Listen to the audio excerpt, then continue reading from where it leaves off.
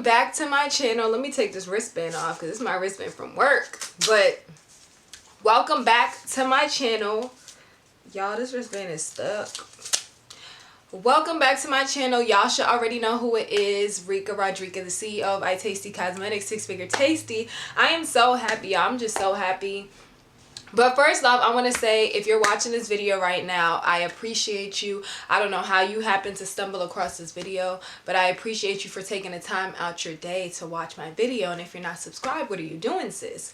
But y'all, I'm just so happy because I'm just so happy because everything is finally slowly falling into place in my life the way I planned it, and I'm just so happy. But back to this video. This video is on drop shipping, pre-orders. Is basically my thoughts on drop shipping and pre-order. I don't do either of these, and I'm going to talk about it, but that's what this video is on, so let's get straight to it.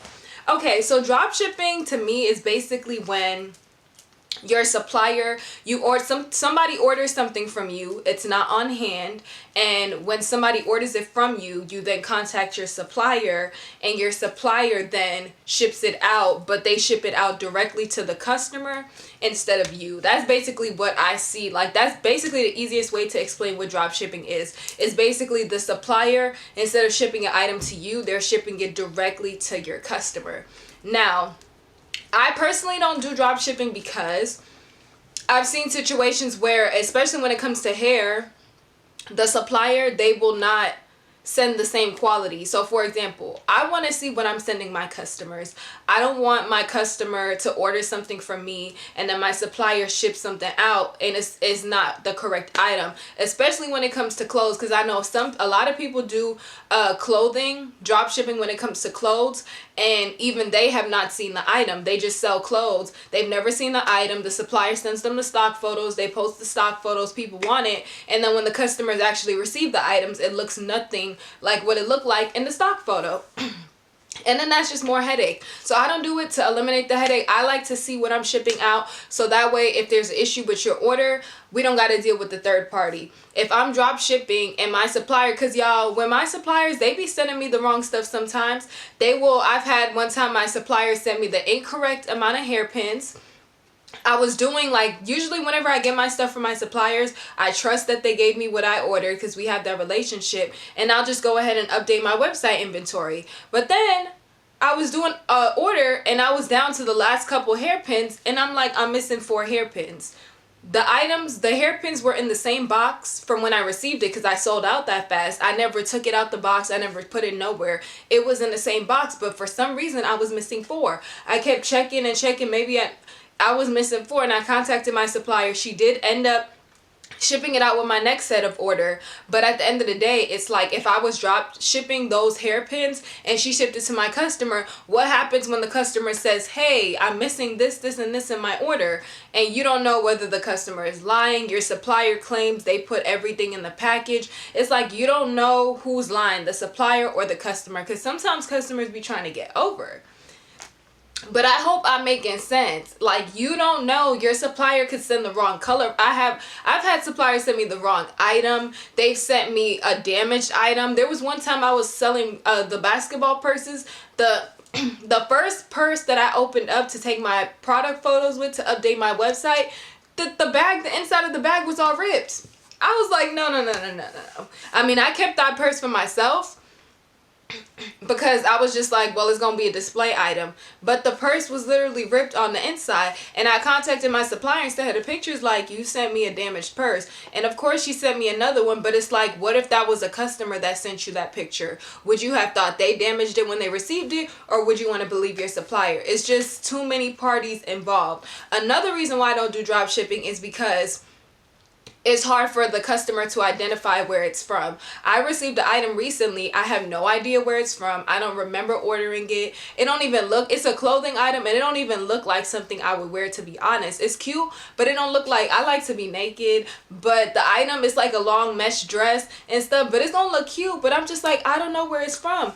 And all I know is it's from Cali. The person, their business card isn't in the package. I have no idea where it's from. And that's another thing. When you do drop shipping, unless you sell hair or something, stuff that your supplier could customize with your business name on it, but most likely they're not going to send your business card and stuff, especially if your supplier is overseas in China. If it's somebody in the States, maybe they'll allow you to mail your business cards or something, and y'all establish that relationship to where they shipping out your orders with your business cards and stuff like that.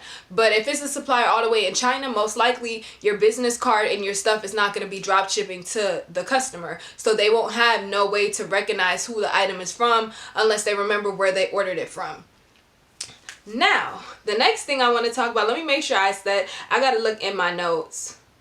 Another reason why I don't do drop shipping is you don't have no orders to post. If you yourself as a business owner is doing your orders and doing everything, you have pictures to post. You have pictures to advertise, like, yes, I'm getting sales, shop with me, I'm reliable, blah, blah, blah. If you're doing drop shipping, you have no way to take pictures of your orders unless your supplier sends you the orders. But people can most likely tell whether it's a supplier photo or if it's your personal photo or video.